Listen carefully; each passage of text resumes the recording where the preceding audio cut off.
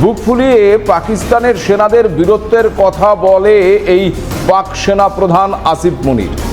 কিন্তু আপনারা কি জানেন, এই পাকিস্তানি সেনারা ভারতের হামলার ভয়ে একেবারে ইঁদুরের গর্তে গিয়ে ঢুকে পড়েছিল, রীতিমতো এলাকা ছেড়ে পালিয়েছিল তারা।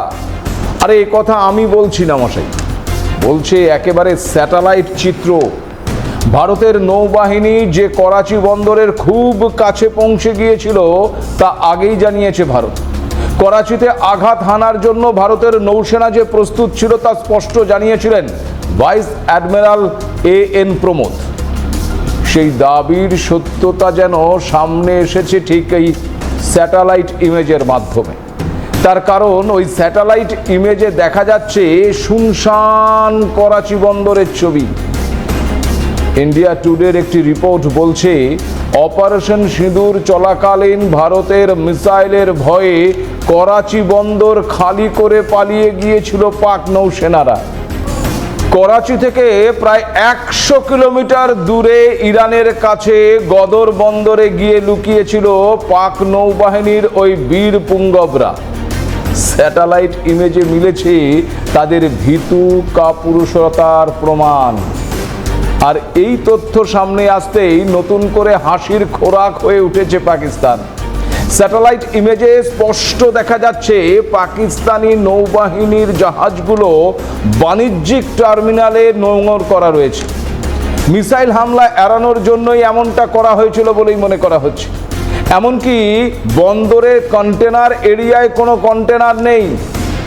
আসলে সাধারণ নাগরিকদের আড়ালে লুকোনোর চেষ্টা করেছিল ওই পাকিস্তানি সেনারা। দেশের সাধারণ মানুষ যে পাকিস্তান সেনার কাছে একেবারেই গুরুত্বহীন, এ ছবি তারই প্রমাণ দিচ্ছে। সাধারণ মানুষকে বিপদে ফেলে হামলার ভয়ে লেজ গুটিয়ে পালিয়েছিল পাক সেনা। তবে অস্ত্রের লড়াইয়ে এঁটে উঠতে না পারলেও মুখের লড়াইয়ে কোনো খামতি নেই ওই ভীতু পাকিস্তানিদের। ঠিক যেমন ফের একবার ভারতের যুদ্ধ বিমান নিয়ে মিথ্যাচার করছে তারা। এবার সে দেশের এক মন্ত্রী মহসিন নাকভি তিনি দাবি করছেন 6টি যুদ্ধ বিমান ধ্বংসের ভিডিও নাকি তাদের কাছে আছে। কোথায় ভিডিও আছে? যখন সে ভিডিও তাহলে প্রকাশ করুন। ভিডিও আছে বলে শুধুমাত্র মৌখিক আওয়াজ দিয়ে তো কোনো লাভ নেই। সে প্রশ্নের উত্তর মেলেনি।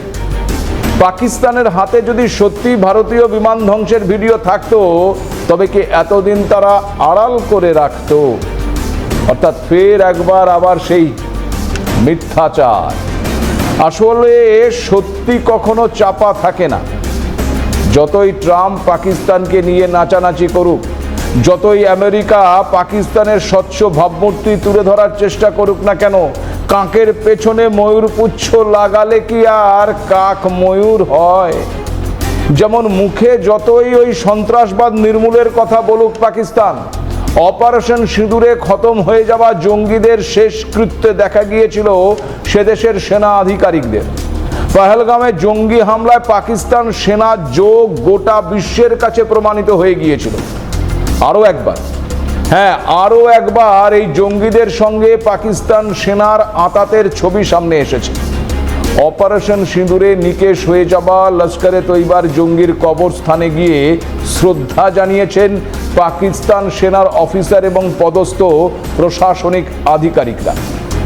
14ই আগস্ট পাকিস্তানের স্বাধীনতা দিবসে পাকিস্তান সেনার লাহোর ডিভিশনের general officer commanding major general Rao Imran Sartaj লাহোরের মুরিদকেতে লস্করে জঙ্গি মুদাসির আহমেদের কবরস্থানে গিয়ে শ্রদ্ধা জানাচ্ছেন।